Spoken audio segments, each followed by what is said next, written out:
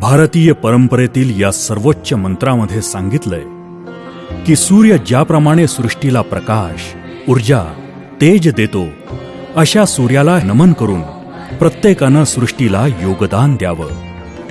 या उदात्त भावनेला अनुसरून आपल्या पूर्वजांनी, ऋषीगणांनी या विश्वाला अमूल्य अशी असंख्य योगदाने दिलेली आहेत. अशाच महान ऋषीगणांपैकी इसवी पूर्व 800 ते इसवी 500 या कालखंडातील काही ऋषीगणांच्या विज्ञान क्षेत्रातील योगदानाचा अल्प परिचय. आचार्य भारद्वाज. इसवी पूर्व 800 म्हणजेच आजपासून तब्बल 2800 वर्षांपूर्वी त्या कालखंडात पृथ्वीवरील मानव समुदाय हा जमिनीवर चालणाऱ्या वाहनाची स्वप्नात सुद्धा कल्पना करू शकत नव्हता.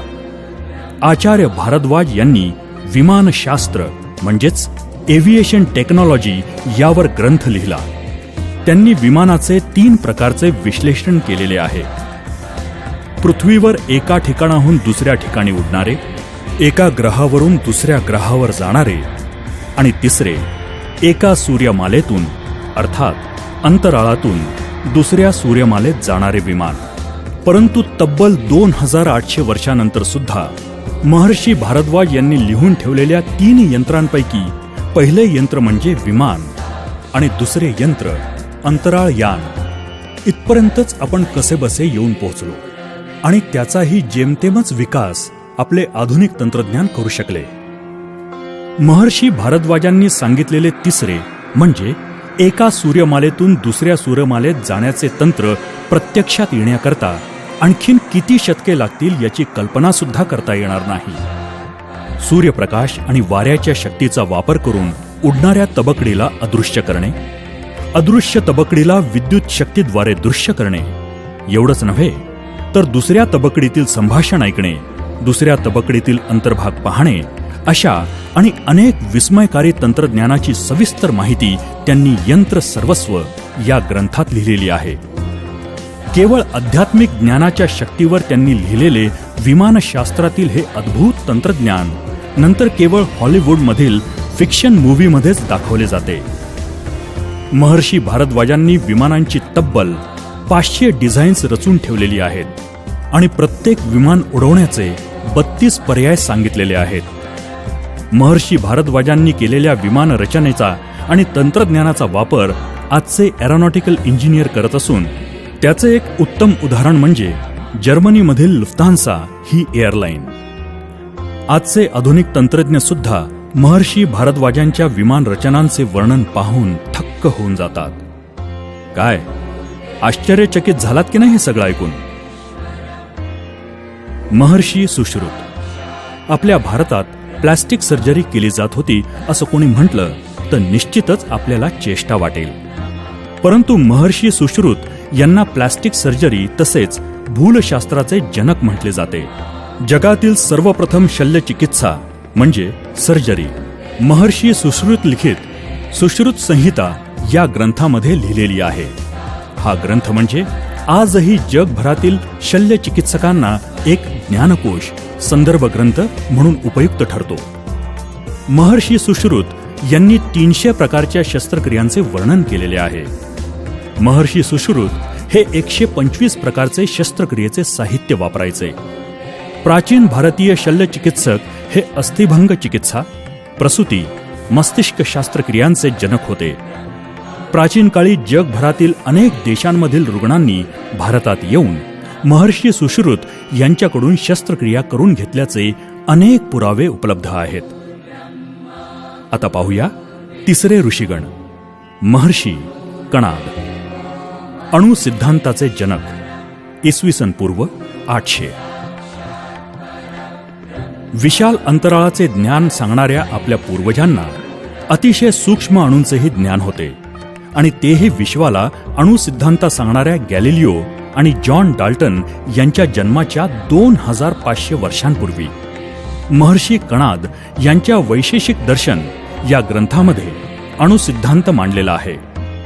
महर्षी कणाद यांनी या ग्रंथात प्रत्येक पदार्थ हा सूक्ष्म अतिसूक्ष्म कणांचा म्हणजेच अणूंचा बनलेला असतो आणि त्या अणूंचा एकमेकांशी संयोग पाहून त्यांचे रूपांतर रेणूमध्ये होते असे या ग्रंथामध्ये महर्षी कणाद यांनी सांगितले होते. थोर पाश्चिमात्य इतिहास अभ्यासक T.N. कोलब्रुक हे असं म्हणतात, पाश्चिमात्य शास्त्रज्ञांची तुलना केल्यास महर्षी कणाद आणि इतर भारतीय वैज्ञानिकांना विज्ञानाचे जगद्गुरू म्हणावे लागेल. प्राचीन काळामध्ये मानवाला गरज भासू लागली ती आरोग्यविषयक संशोधनाची. अशा वेळी आचार्य चरक यांनी इसवी सन पूर्व 600 म्हणजे 2600 वर्षांपूर्वी चरक संहिता हा आयुर्वेदाचा ग्रंथ लिहून औषध शास्त्राचे जनक हा विश्व बहुमान मिळवला. ज्यावेळी पाश्चिमात्य शरीररचना शास्त्राच्या बाबतीत संभ्रमावस्थेत होते तेव्हा आचार्य चरक यांच्या शरीररचनाशास्त्र, गर्भशास्त्र, औषध निर्मिती, रक्ताभिसरण तसेच मधुमेह, क्षय, हृदयरोग इत्यादी बाबतचे निदान आणि उपचार हे त्यांच्या नैसर्गिक विद्वत्ता आणि चिकित्सेची साक्ष देतात. महर्षी चरक यांनी अध्यात्म आणि शरीरशास्त्र यांच्यातील परस्पर संबंध सिद्ध केल्यामुळे निदान आणि उपचारांच्या शास्त्राला एक मोठे योगदान लाभले.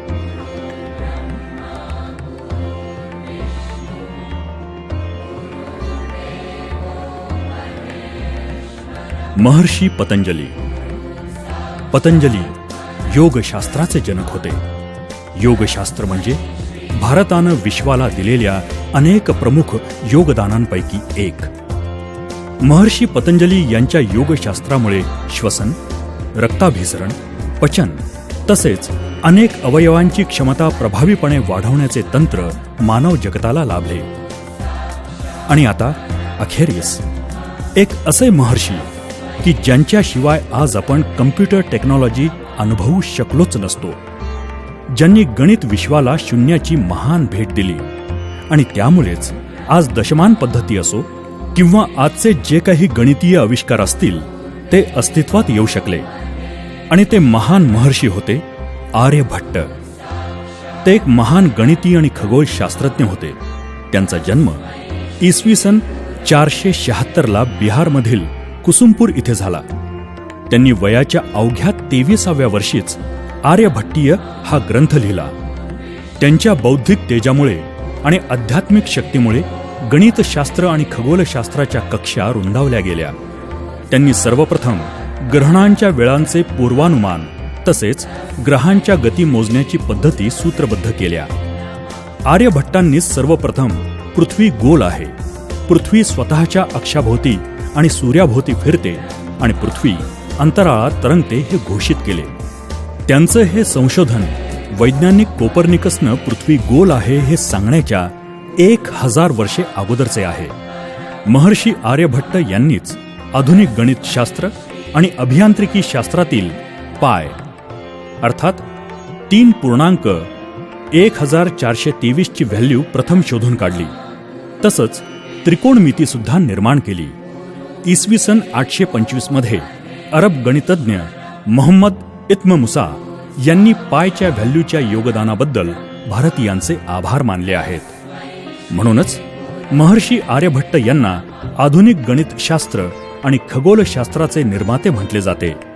अशा प्रकारे कित्येक ऋषीगणांच्या योगदानानं भारतीयांनी विज्ञानाचा पाया रचलेला असताना पाश्चात्यांचे अनुकरण म्हणजेच आधुनिकता असा गैरसमज असणाऱ्यांना आता समजले असेल की विश्वाचे विकास चक्र चालवणारे विज्ञान हे भारतीयांनीच निर्माण केले आहे. प्राचीन भारतातील इसवी सन पूर्व 2700 वर्षांपूर्वी तक्षशिला या जगातील पहिल्या विश्वविद्यालयामध्ये दरवर्षी जगातील विविध देशातून येणारे सुमारे 20,000 विद्यार्थी विद्याग्रहण करून जातात. केवळ अध्यात्म आणि ज्ञानाच्या समन्वयानं भारतीयांनी संपूर्ण जगाला वैज्ञानिक दृष्टिकोन दिला.